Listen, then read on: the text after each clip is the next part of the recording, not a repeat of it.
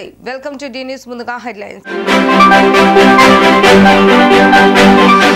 గన్నవరం విమానాశ్రయం నుంచి బెంగళూరు బయలుదేరి వెళ్లిన వైసీపీ అధినేత వైఎస్ జగన్మోహన్ రెడ్డి స్వాగతం పలికిన పలువురు వైసీపీ నాయకులు కార్యకర్తలు డాక్టర్ బిఆర్ అంబేద్కర్ గురించి పార్లమెంట్లో అనుచిత వ్యాఖ్యలు చేసిన కేంద్ర హోంమంత్రి అమిత్ షాను మంత్రివర్గం నుంచి బర్తరఫ్ చేయాలన్న అఖిల భారత మాల సంఘాల జేఏసీ చైర్మన్ ఉప్పులేటి దేవి ప్రసాద్. ధాన్యం సేకరణలో ఎక్కడ తప్పు జరగటానికి వీలు లేదు, తేమ శాతంలో ఖచ్చితత్వం ఉండాలన్న సీఎం చంద్రబాబు నాయుడు. కొనుగోలు చేసిన 24 గంటల్లోనే అకౌంట్లోకి డబ్బులు జమ అవుతున్నాయని వెల్లడి. గన్నవరం విమానాశ్రయం నుంచి వైసీపీ అధినేత వైఎస్ జగన్ బెంగళూరు బయలుదేరి వెళ్లారు. తాడేపల్లి నివాసం నుంచి రోడ్డు మార్గంలో గన్నవరం విమానాశ్రయానికి చేరుకున్న ఆయనకు వైసీపీ నాయకులు కార్యకర్తలు స్వాగతం పలికారు. అనంతరం గన్నవరం విమానాశ్రయం నుంచి ఎయిర్ ఇండియా విమానంలో జగన్ బెంగళూరు వెళ్లారు.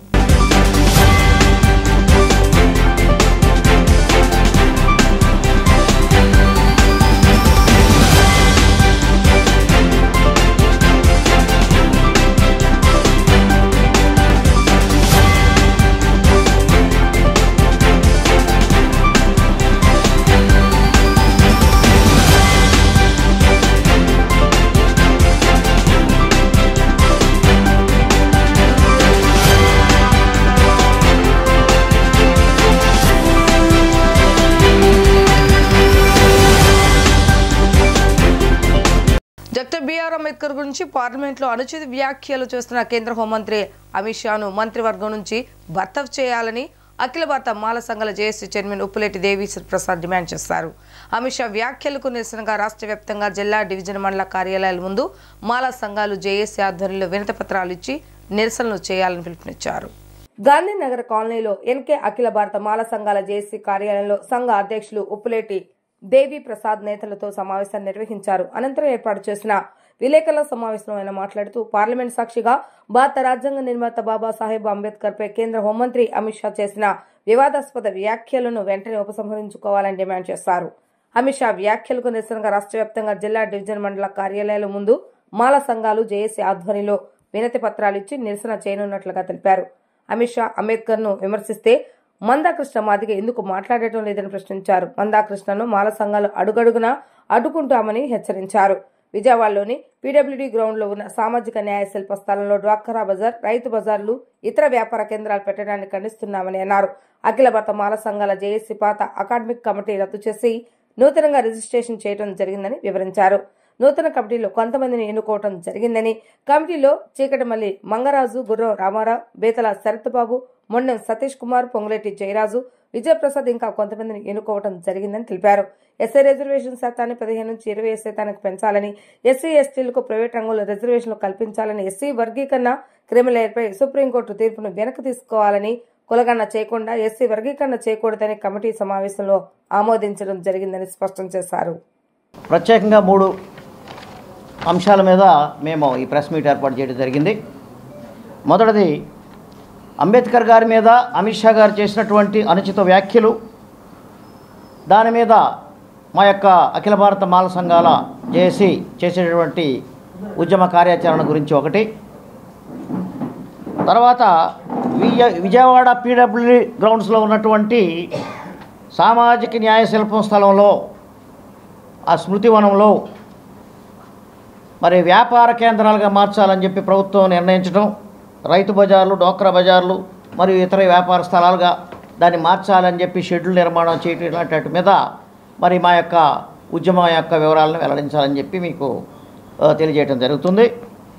అలాగే మూడోది, అఖిల భారత మాల సంఘాల జేఏసీ ఆధ్వర్యంలో మరి మొన్న డిసెంబర్ 15 నాడు జరిగినటువంటి మాలల మహాగర్జన సదస్సులో జరిగినటువంటి మరి తీర్మానాల గురించి కొన్ని, అలాగే ఈ యొక్క అఖిల భారత మాల సంఘాల యొక్క సంస్థ నిర్మాణం, దాని యొక్క కమిటీలు ఏర్పాటు, మరి ఇతర విషయాల మీద కూడా చర్చించాలని చెప్పి నిర్ణయించి ఈ యొక్క ప్రెస్ మీట్ పెట్టడం జరుగుతుంది. సో మొట్టమొదటి విషయానికి వస్తే, అంబేద్కర్ గారి మీద అమిత్ షా గారు చేసినటువంటి ఏదైతే అనుచిత వ్యాఖ్యలు ఉన్నాయో వాటి మీద మేము తీవ్రంగా స్పందిస్తున్నాం, తీవ్రంగా విమర్శిస్తున్నాం. ఇది చాలా గర్హనీయం. ధాన్యం సేకరణలో ఎక్కడ తప్పు జరగడానికి వీల్లేదు, తేమ శాతంలో ఖచ్చితత్వం ఉండాలని సీఎం చంద్రబాబు నాయుడు అన్నారు. తమ ప్రభుత్వం అధికారంలోకి వచ్చాక రైతుల నుండి ధాన్యం కొనుగోలు చేసిన 24 గంటలలోపే అకౌంట్లోకి అమౌంట్ జమ చేయడం జరుగుతుందని అన్నారు. వ్యవసాయంలో యాంత్రీకరణ పెరిగితే రైతులకు శ్రమ తగ్గడంతో పాటు ఉత్పత్తిని పెంచుకునే అవకాశం ఉంటుందన్నారు. పెట్టుబడి తగ్గించి రైతులను అప్పులు ఊబి నుండి బయటకు తీసుకొచ్చి ఉపశమనం కలిగించడంతో పాటు ఆదాయం పెంచాలన్నదే తమ సంకల్పం అని అన్నారు. కృష్ణా జిల్లా పెనమలూరు నియోజకవర్గం గంగూరు రైతు సేవా కేంద్రంలో ధాన్యం కొనుగోలును సీఎం చంద్రబాబు పరిశీలించారు. రైతుల నుంచి ధాన్య సేకరణ ఎలా చేస్తున్నారో సీఎంకు రైతు సేవా కేంద్రం సిబ్బంది వివరించారు. అనంతరం తాము ధాన్యం ఎలా అమ్ముతున్నది సీఎంకు రైతులు వివరించారు. గత ఏడాది కంటే ఈ ఏడాది పంట ఎక్కువగా వచ్చిందని, మిషన్ కోత వల్ల ఎకరానికి 5-6 వేలు కలిసి వచ్చిందని రైతులు చెప్పారు. కోసిన గడ్డిని బయోఫ్యూయల్ ప్లాంట్ వాళ్ళు తీసుకుంటే మరో 5,000 వరకు వస్తుందని రైతులకు సీఎం తెలిపారు. ధాన్యం కొన్న 48 గంటల్లోనే డబ్బులు జమ అవుతాయని సీఎం అడగ్గా డబ్బులు కరెక్ట్గానే వస్తున్నాయని రైతులు సమాధానం ఇచ్చారు. ప్రొక్యూర్మెంట్కు షెడ్యూలింగ్ మొత్తం ఒకటిగా లేదా వేరువేరుగా పంట కోతకొస్తే పార్ట్ షెడ్యూలింగ్ ఇస్తామని సీఎంకు సేవా కేంద్రం సిబ్బంది వివరించారు. అనంతరం ధాన్యం తేమ శాతాన్ని ఎలా గణిస్తారో స్వయంగా సీఎం చంద్రబాబు పరిశీలించారు. తేమ శాతంలో సేవా కేంద్రం వద్ద ఎంత రీడింగ్ వస్తే మిల్లులో కూడా అంతే రావాలని, మార్పు వస్తే చర్యలు తీసుకుంటామని సీఎం అన్నారు. ఒకరోజు ముందుగానే రైతులకు ధాన్యం డబ్బులు ఇస్తే మరింత సంతోషిస్తారు.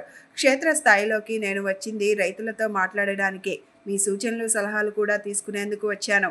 ఏ పంట పండిస్తే ఎక్కువ ఆదాయం వస్తుందో రైతులు ఆలోచించుకోవాలి.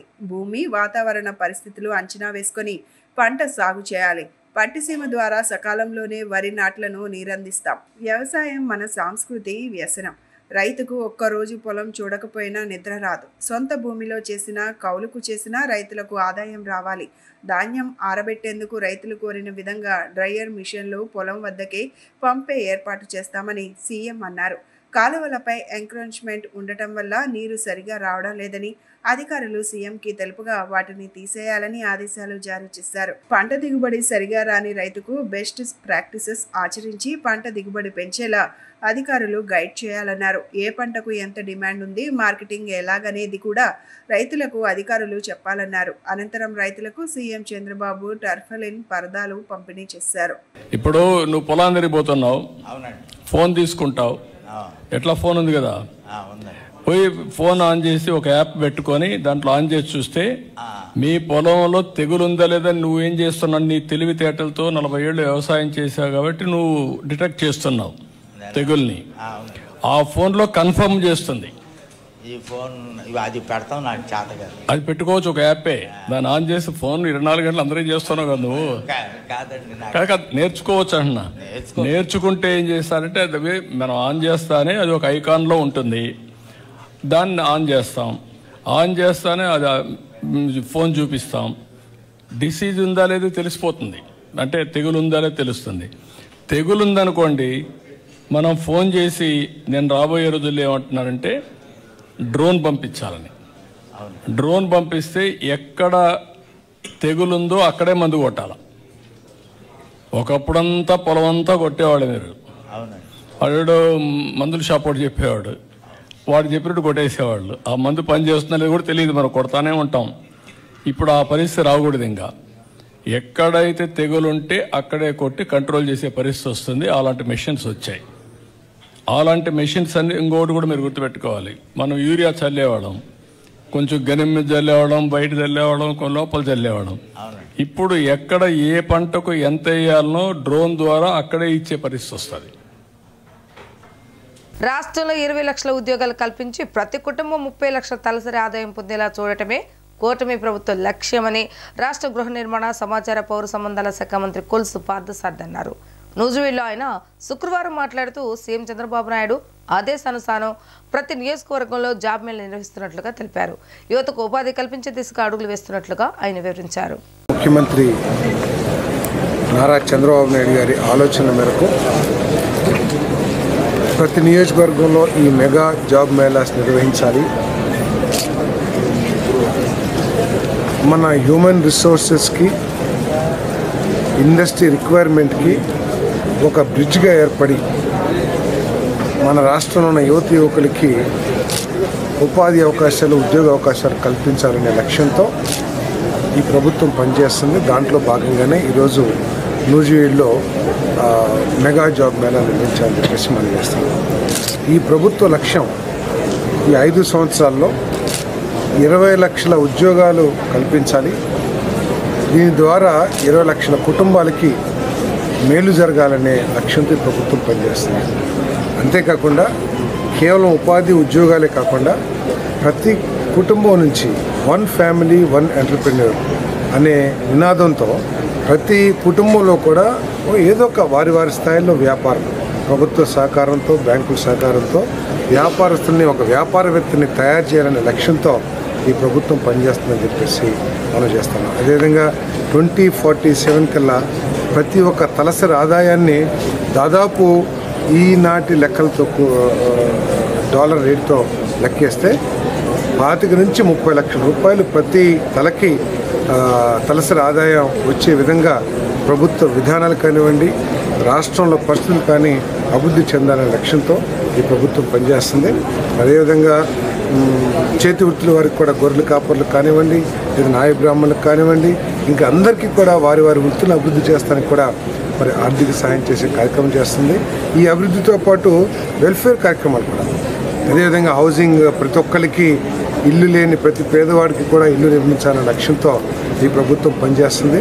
ప్రత్యేకంగా ఆర్థికంగా బలహీనంగా ఉన్న దళితులకి, ఎస్టీస్కి ఇంతకుముందు ఇచ్చిన దానికంటే కూడా, అందరికీ ఇచ్చే దానికంటే కూడా unit cost government of India ఏదైతే జరుగుతుందో దానికి అదనంగా 50,000, 75,000, ₹1,00,000 కూడా అదనంగా చెల్లించాలని చెప్పేసి కూడా మరి గొప్ప నిర్ణయం తీసుకుంటాం మూలంగా పేదవాళ్ళందరికీ కూడా ఈ గృహ వసతి ఏర్పడుతుందని చెప్పేసి మనం చేస్తూ మరి ప్రభుత్వం చేస్తున్న కార్యక్రమం భాగంగా ఇది నిర్వహించాం. మరి యువకులు దాన్ని వినియోగించుకుని భగవంతుడి ఆశీస్సులతో వాళ్ళకి మంచి భవిష్యత్తు వాళ్ళకి తీసుకొస్తాం. ఓకే, దాదాపు 800 మంది సుమారు నిరుద్యోగ యువకులు రిజిస్ట్రేషన్ చేసుకుంటూ జరిగింది. దీనికి మొత్తం 31 కంపెనీలు పేరున్న అపోలో ఫార్మాసిటికల్స్ కానివ్వండి, మెడ్ ప్లస్ ఫార్మసీ కానివ్వండి, అదేవిధంగా రకరకాల కంపెనీలు, బజాజ్ క్యాపిటల్, IIFL, అందరూ పెద్ద finance companies, pharmaceutical companies, transport companies ఎక్కువగా వచ్చినాయి. వాళ్ళన్నీ అన్నీ మంచి కంపెనీలు కాబట్టి మంచి దాంట్లో ఉద్యోగం సంపాదించడానికి మంచి భవిష్యత్తు కూడా ఉంటుందని చెప్పేసి భావిస్తాం. మధ్యాహ్న భోజనం పథకం నిన్ననే క్యాబినెట్ ఆమోదించింది. ఈ జనవరి మాసం నుంచి ఇంటర్మీడియట్ చదివే వాళ్ళకు కూడా దాదాపు 475 కాలేజెస్ ప్రభుత్వ రంగంలో నిర్వహిస్తూ ఉన్నాం. జూనియర్ కాలేజెస్ని వాళ్ళందరికీ కూడా దాదాపు 1,40,00,000-1,50,000 మంది స్టూడెంట్స్కి మధ్యాహ్న భోజనం పథకం పెట్టే కార్యక్రమాన్ని ఈ నెల నుంచే ప్రారంభిస్తామని చెప్పేసి మనం చేస్తాను. అదేవిధంగా మన పిల్లల్ని కార్పొరేట్ స్కూల్స్ ధీటుగా తయారు చేయడం కోసం, మన పిల్లల్ని కాంపిటేటివ్ ఎగ్జామ్స్కి సంసిద్ధుల్ని చేయడం కోసం కావాల్సిన మెటీరియల్స్ కానివ్వండి, కోచింగ్ కానివ్వండి, వాటన్నిటిని కూడా అందించడానికి ప్రభుత్వం కొన్ని కోట్ల రూపాయలని ఈ వచ్చే విద్యా సంవత్సరం నుంచి కేటాయిస్తుందని కూడా మనం చేస్తాం. Okay, thank you. Police commissionerate పరిధిలోని సత్యనారాయణపురం పోలీస్ స్టేషన్ పరిధిలో ఈ నెల 15వ తేదీన పోలీసులమని బెదిరించి డబ్బులు లాక్కున్న నిందితులను చాకచక్యంగా అరెస్టు చేసి వారి వద్ద నుండి 25,57,000 రూపాయలు స్వాధీనం చేసుకోవడం జరిగిందని పోలీస్ కమిషనర్ రాజశేఖర్ బాబు తెలియజేశారు. ఆ వివరాలను సిపి మీడియాకు వెల్లడించారు.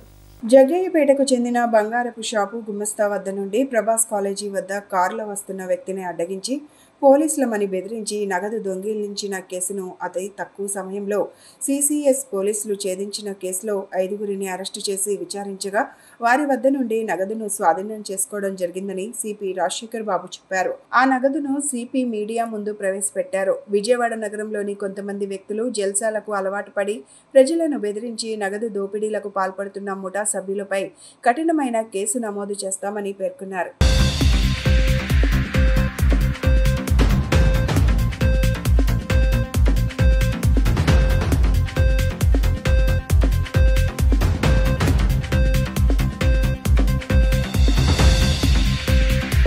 సంఘటనలో భాగంగా మాకు 25,57,000 రూపాయలు పోలీసులు అని చెప్పేసి తీసుకెళ్లారు అని ఒక కంప్లైంట్ వచ్చింది.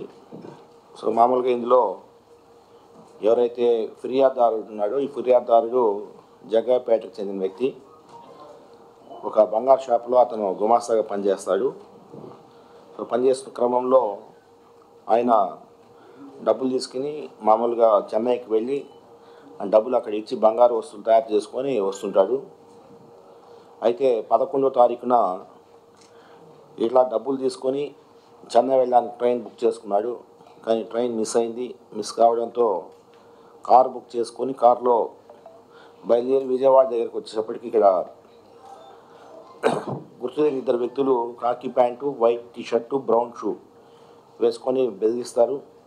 ప్రభాస్ కళాశాల వద్ద బెదిరించి ఆ బ్యాగ్ని తీసుకొని అధికారులకు చూపించొస్తాము, సత్యనారాయణపురం పోలీస్ స్టేషన్లో అధికారులకు చూపించొస్తామని చెప్పేసి అక్కడి నుంచి ఉడాయిస్తారు. ఇతనికి బీపీ పెరిగిపోయి ఆ రోజు పడిపోయి తర్వాత హాస్పిటల్ చేరి తర్వాత 15వ తారీఖున వచ్చి పోలీస్కి కంప్లైంట్ ఇస్తారు. సో దీని మీద క్రైమ్ డీసీపీ తిరుమలేష్ ఆధ్వర్యంలో ఏడీసీపీ రాజారావు, అదేవిధంగా ACP Venkateswarlu, CCS inspector P Srinivas వీళ్ళందరూ కలిసి కొన్ని బృందాలుగా విడిపోయి ఈ కేసుని ఇన్వెస్టిగేట్ చేస్తారు. చాలా చక్కగా ఇన్వెస్టిగేషన్ ఈరోజు ఉదయం 10 గంటలకి బీఆర్టీసీ రోడ్లో ఒక ఇంట్లో 4 వ్యక్తులను అదుపులో తీసుకోవడం జరుగుతుంది. ఇందులో ఒకరు చేగు పార్థసారథి, రెండో అతను పఠాన్ సుహానీ ఖాన్, మూడో లేడీ ఈమె పత్తిపాటి శాంతి, తర్వాత షేక్ హజారుద్దీన్, 4 కూడా ఈరోజు పట్టుకోవడం జరిగింది. ఒక గుళ్ళూరు వంశీకృష్ణరాజు ఆయన ఇంకా పరారు. మన చరిత్ర భవిష్యత్తు తరాలకు అందించేది కళాకారులేనని, వాల్మీకి రాసిన రామాయణ కావ్యం వల్లే నాటి శ్రీరాముని చరిత్ర మనకు తెలిసిందని ప్రజాకవి, గాయకులు, సినీ గేయ రచయిత, సంగీత దర్శకులు వరంగల్ శ్రీనివాస్ పేర్కొన్నారు. 2 తెలుగు రాష్ట్రాలు విడిపోయిన భాషాపరంగా కావిడి వద్ద వలె తెలుగువారందరూ ఏకంగా ఉన్నారని స్పష్టం చేశారు. 100 ఏళ్లు నా ఊరు అనే గేయ కావ్య పాటలు పాడేందుకు గాయని గాయకులను ఎంపిక చేసే కార్యక్రమం చేపట్టామని చెప్పారు. ప్రముఖ ప్రజాకవి, సంగీత దర్శకులు వరంగల్ శ్రీనివాస్ రచించిన 100 ఏళ్లు నా ఊరు గేయ కావ్యంలోని పాటలు పాడేందుకు గాయని గాయకులు ఎంపిక కార్యక్రమం గాంధీనగర్లోని ప్రెస్ క్లబ్లో జరిగింది. ఈ కార్యక్రమంలో పాల్గొన్న వరంగల్ శ్రీనివాస్ మాట్లాడుతూ కళాకారులే మన చరిత్రను భావితరాలకు అందజేస్తున్నారన్నారు. రామాయణం రాసిన మహాకవి వాల్మీకి ద్వారానే మన పూర్వీకుల చరిత్ర, ముఖ్యంగా శ్రీరాముని చరిత్ర మనకు తెలిసిందన్నారు. అనేక సినీ గేయాలను, ప్రజా గేయాలను రచించిన తాను 100 ఏళ్ల నాటి నా ఊరు అన్న పేరుతో గేయ మాలికను రచించినట్లుగా తెలిపారు. ఈ పాటలను పాడేందుకు 2 తెలుగు రాష్ట్రాల్లో ఉన్న గాయని గాయకులను ఎంపిక చేసే కార్యక్రమం చేపట్టామని తెలిపారు. కోస్తాంధ్ర జిల్లాలో ఉన్న గేయ కళాకారులను ఎంపిక చేసే కార్యక్రమాన్ని గాంధీనగర్ ప్రెస్ క్లబ్ లో చేపట్టామని చెప్పారు. ఈ కార్యక్రమంలో పలువురు గాయని గాయకులు పాల్గొని పలు గీతాలను ఆలపించారు.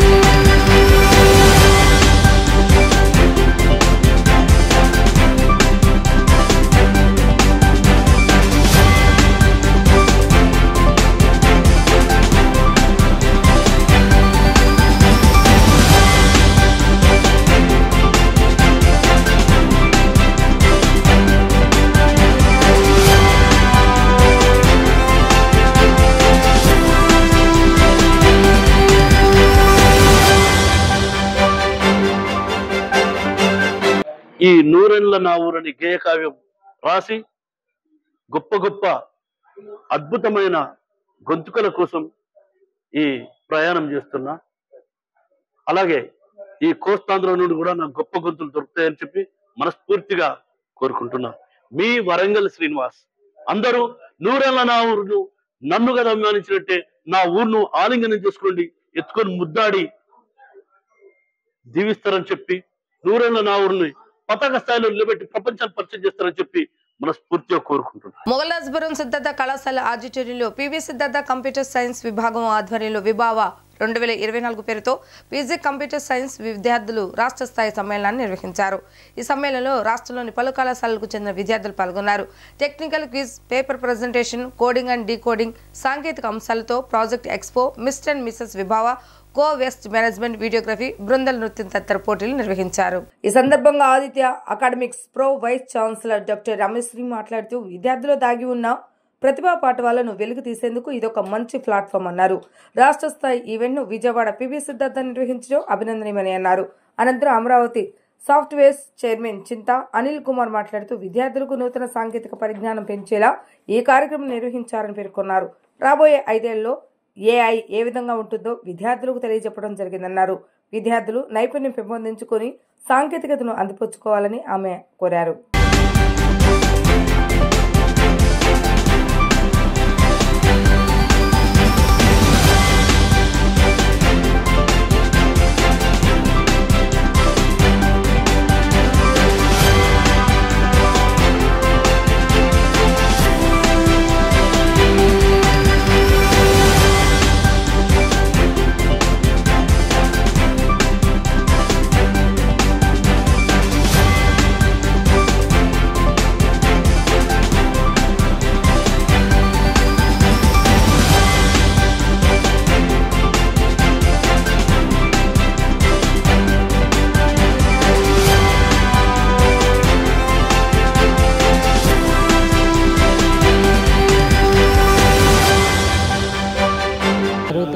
మన క్రౌడ్ చూస్తుంటే తెలుస్తుంది. ఇందులో చాలా ఈవెంట్స్ ఉన్నాయి, టెక్నికల్ ఈవెంట్స్ ఉన్నాయి, కల్చరల్ ఈవెంట్స్ ఉన్నాయి, quiz competitions, poster presentation, paper presentation, అలాగే డాన్స్ కాంపిటీషన్స్, కల్చరల్స్ కూడా ఉన్నాయి. అండ్ స్టూడెంట్స్ అందరూ చాలా ఇంట్రెస్టెడ్గా ఉన్నారు. అండ్ మా యూనివర్సిటీ నుంచి కూడా ఇక్కడికి స్టూడెంట్స్ రావడం జరుగుతుంది. అండ్ స్టూడెంట్స్కి ఇది ఒక మంచి ఆపర్చునిటీ. ఎక్కడైతే వాళ్ళు చూపించగలుగుతారో, వాళ్ళకి తెలియంది నేర్చుకోగలుగుతారో అది వాళ్ళకి ఫ్యూచర్లో చాలా ఉపయోగపడుతుంది. సో ఇలాంటివి పాల్గొనడం వల్ల వాళ్ళు ఎక్కడైతే మిగతా స్టూడెంట్స్ ఎక్కడ ముందున్నారు, పోనీ వాళ్ళు ఎక్కడ వెనకబడిపోయారో అది తెలుసుకోవడం జరుగుతుంది. స్టూడెంట్స్ అందరినీ అందుకనే చాలా మోటివేట్ చేస్తాము మనం తీసుకొని పార్టిసిపేట్ చేయమని చెప్పి. And Viva 2024. So myself Anil Kumar Chinta, Chairman and Managing Director of Amravati Softwares. So ఈ ఈవెంట్కి నేను గెస్ట్గా వచ్చాను.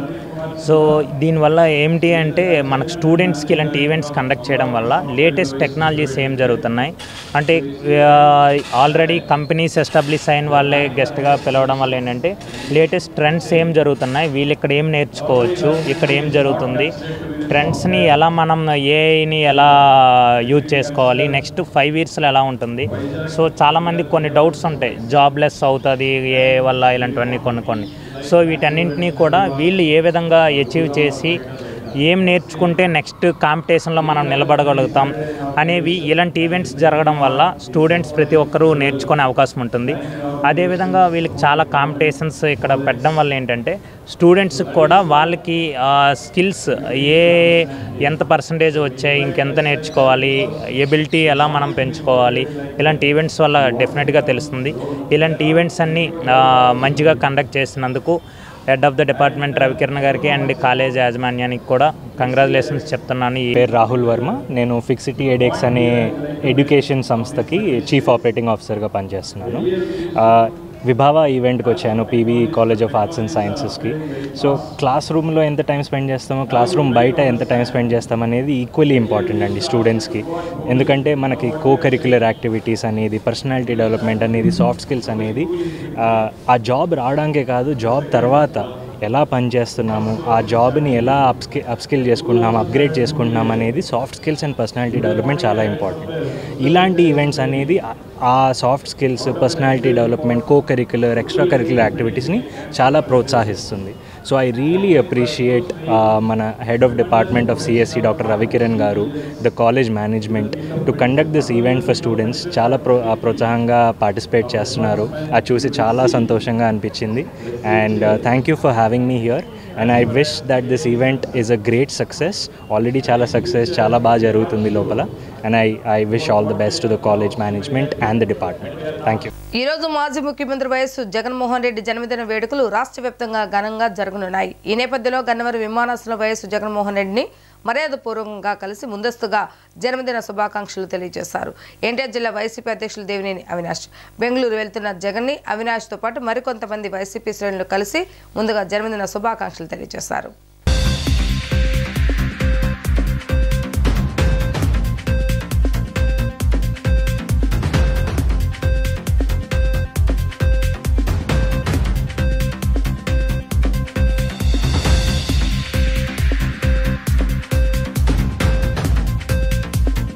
ప్రశాంతి మల్టీ స్పెషాలిటీ హాస్పిటల్ ఆధ్వర్యంలో ఈ నెల 22వ తేదీన ఉచిత మెగా వైద్య శిబిరాన్ని ఏర్పాటు చేస్తున్నట్లుగా hospital director doctor M Ravinder Reddy చెప్పారు. ఎంతో విలువగల పలు వైద్య సేవలను ఈ మెడికల్ క్యాంపులో అందించబడుతున్నాయన్నారు. Random blood sugar, urine test, CBP, CRP, LFT, RA factors, ECG, ultrasound scan, 2D echo, BMD, ఎముకల సాంద్రత పరీక్ష, కొలెస్ట్రాల్, డయాబెటిక్, న్యూరోపతి, ఎక్స్రే తదితర సేవలు ఉచితంగా అందించబడుతున్నాయన్నారు. అందుబాటులో ఉన్న ప్రతి ఒక్కరూ ఈ సేవలు సద్వినియోగం చేసుకోవాలని కోరారు. సింగనగర్లోని ప్రశాంతి మల్టీ స్పెషాలిటీ హాస్పిటల్లో రవీంద్రారెడ్డి మీడియాతో మాట్లాడారు. ఈ క్యాంపు ఆదివారం ఉదయం 8 గంటల నుండి సాయంత్రం 5 గంటల వరకు నిర్వహించబడుతుందని తెలిపారు. జనరల్ సర్జరీ సమస్యలు, అన్ని రకాల ఆపరేషన్లకు, వెరికో వెయిన్స్, డయాబెటిక్, న్యూరోపతి 2500 రూపాయల విలువగల పరీక్ష ఉచితంగా అందించబడుతుందని చెప్పారు. మూర్ఛ, పక్షవాతం, వెన్నెముకల, మెదడు, నరాల సమస్యలను ఉచితంగా చూడబడుతుందన్నారు. ఈ హాస్పిటల్లో ఆరోగ్యశ్రీ, ఈహెచ్ఎస్ ఇన్సూరెన్స్ సేవలు అందుబాటులో ఉన్నాయన్నారు. ఎవరికైనా సర్జరీలు అవసరమైతే తర్వాత అయినా చేయబడతాయని చెప్పారు. అనంతరం డాక్టర్ ప్రత్యూష మాట్లాడుతూ గర్భిణీ స్త్రీలకు సంబంధించిన గైనకాలజీ సేవలు ఈ క్యాంపులో ఉచితంగా అందించబడతాయన్నారు. కార్డియాలజీ, ఈఎన్టీ, న్యూరాలజీ, లివర్ పరీక్షలు, గుండె పరీక్షలు, షుగర్ పరీక్షలు, బోను పరీక్షలు ఉచితంగా చేయబడతాయని చెప్పారు. ప్రజలందరూ సేవలను సద్వినియోగం చేసుకోవాలని ఆమె కోరారు.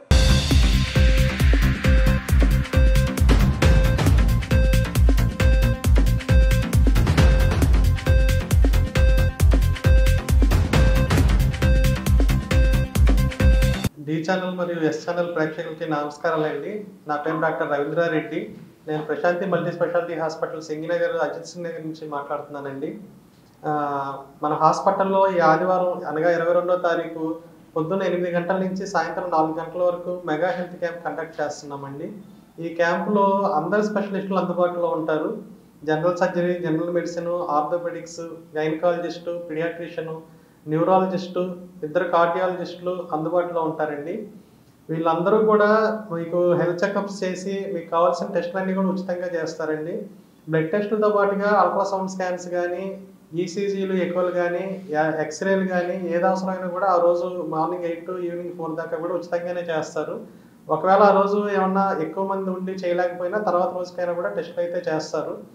మీరు ఈ అవకాశాన్ని సద్వినియోగం చేసుకొని అందరూ కూడా ఈ హెల్త్ చెకప్స్ చేయించుకోవాలని కోరుకుంటా ఉన్నాము. మరియు ఈ ప్రశాంతి హాస్పిటల్లో ఆరోగ్యశ్రీ, ఇన్సూరెన్సెస్, ఈహెచ్ఎస్ అన్నీ కూడా అందుబాటులో ఉన్నాయండి. ఎవరికైనా సరే ఆరోగ్యశ్రీకి సంబంధించి కానీ ఏదైనా సర్జరీస్, లేకపోతే డెలివరీస్, సిజేరియన్స్ ఏ అవసరమైనా కూడా మనం ఆరోగ్యశ్రీ ద్వారా, ఇన్సూరెన్స్ ద్వారా ఉచితంగా చేయడానికి అవకాశం ఉంటుందండి. ఈ అవకాశాన్ని అందరూ ఉపయోగించుకోండి. ఈ ఆదివారం క్యాంప్కి ముందే వచ్చి రిజిస్టర్ చేయించుకొని కొంచెం తొందరగా వచ్చి చేయించుకోండి. అందరూ హెల్త్ చెకప్ చేయించుకోండి.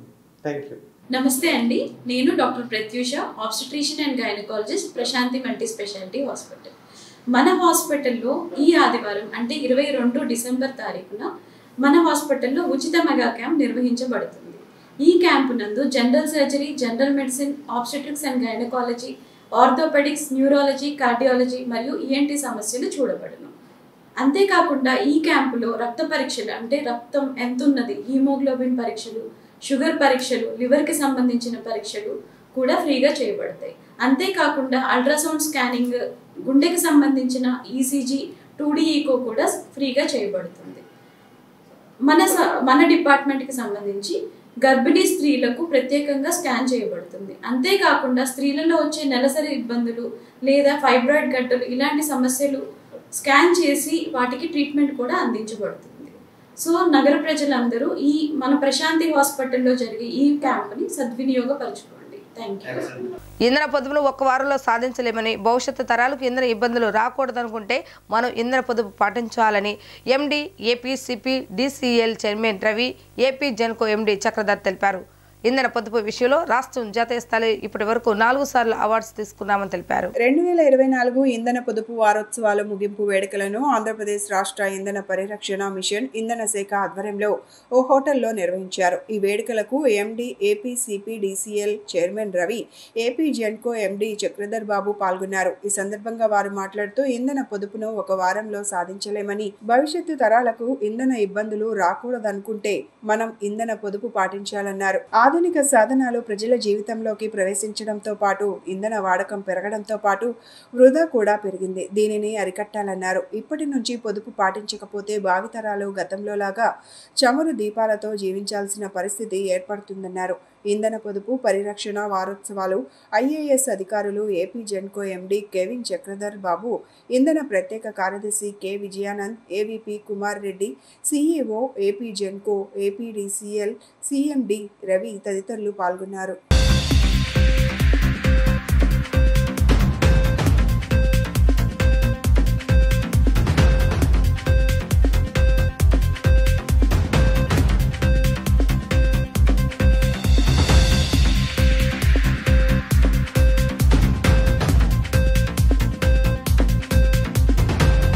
గడిచిన 10-15 సంవత్సరాలుగా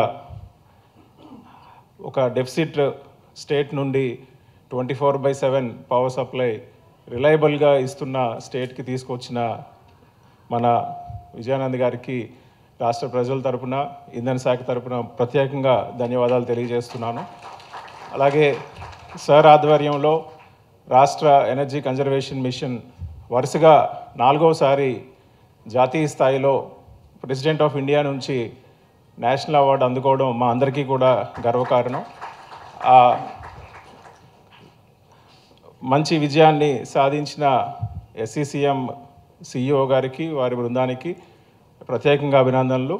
అలాగే ఈ కార్యక్రమాన్ని ఇంత చక్కగా ఆర్గనైజ్ చేసిన సిపిడిసిఎల్ సిఎండి గారు, వారి బృందానికి కూడా ధన్యవాదాలు తెలియజేస్తున్నాను.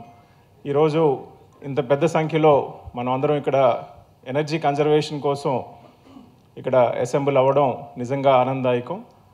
ఎనర్జీ కన్జర్వేషన్ అనేది మనందరికీ కూడా దైనందిక జీవితంలో చాలా అవసరం.